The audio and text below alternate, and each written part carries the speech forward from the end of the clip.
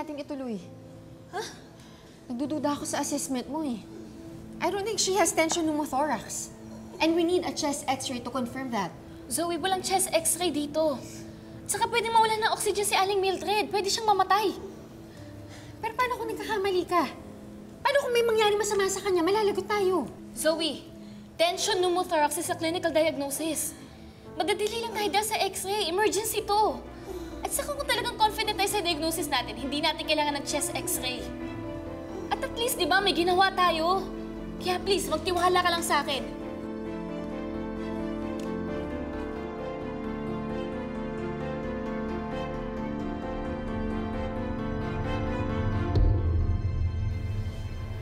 Hindi ko alam kung matutuwa ako na nakikita ko si Annalyn na tumutulong. Kasi kahit masamang tao, tinutulungan niya. Oh. Hindi ko alam kung kanino na nakuha yung ganong ugali. Tinatanong pa ba yan, Lynette? Yung kabutihan ng puso niya, siyempre nakuha niya sa'yo. Alam mo, kung ano man yung narating ng anak ko, sobrang proud ako sa kanya. Hindi ko lang naisip na darating yung araw na makikita ko siya mag-perform ng medical procedure sa harapan ko pa. Ayan mo. Mahusay lang talaga si Annalyn, Lynette. Hindi lang bilang doktor, pero bilang tao din. At yun ay dahil sa pagpapalaki mo sa kanya. Salamat. Lagi kong hinihiling na sana may parte ako sa pagpapalaki sa kanya. Pero mukhang hindi mo naman kailangan na eh.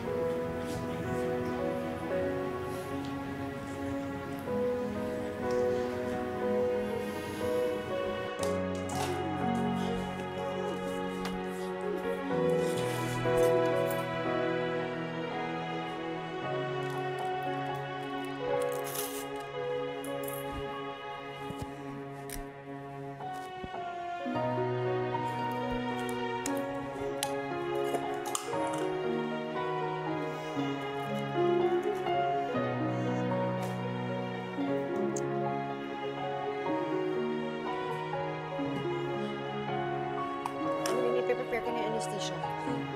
Nabala sa pang-aspirate.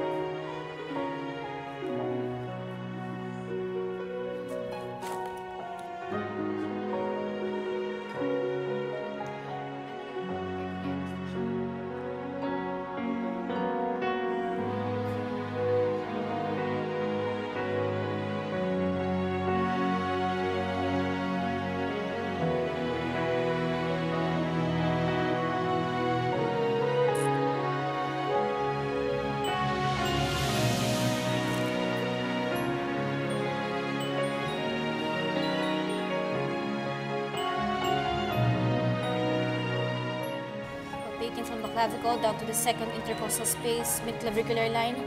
I will aspirate straight down perpendicularly to release the air from the chest.